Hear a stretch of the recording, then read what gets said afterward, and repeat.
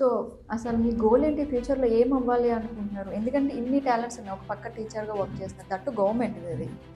And books రాస్తారు. ఇంకా ఇలాగా డిఫరెంట్ ప్లే చేస్తారు. అసలు ఫ్యూచర్‌లో ఏమవ్వాలి అని మెయిన్? ఈ థీమ్‌తో వెళ్తున్నా. అంటే స్టడీ పరంగా నెక్స్ట్ గవర్నమెంట్ జాబ్‌తో అయిపోకుండా నెక్స్ట్ ఇంకా ఫర్దర్‌గా వెళ్ళాలి.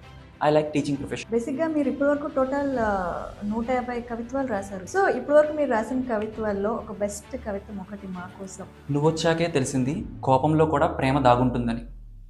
నువ్వొచ్చాకే తెలిసింది దూరంలో కూడా దగ్గర దాగుంటుందని. నువ్వొచ్చాకే తెలిసింది ఏడుపులో కూడా నవ్వుంటుందని. నువ్వొచ్చాకే తెలిసింది మౌనంలో కూడా మాటలు దాగుంటాయని. నువ్వొచ్చాకే తెలిసింది త్యాగంలో కూడా తృప్తి ఉంటుందని. సో, మీకు ఇష్టమైన రైటర్ ఎవరు? నాకు ఇష్టమైన రైటర్ వచ్చి యండమూరి వీరేంద్ర నాథ్. ఓకే. నా స్టోరీస్‌కి ఇన్స్పిరేషన్ ఆయనే. అంటే ఆయన లవ్ స్టోరీస్ చాలా రాశారు. అవును. ఆయన స్టోరీస్ మూవీస్‌లో కూడా అలా ఏమైనా స్టోరీస్ రాయాలి అని అలా ఏమైనా థాట్ ఉందా?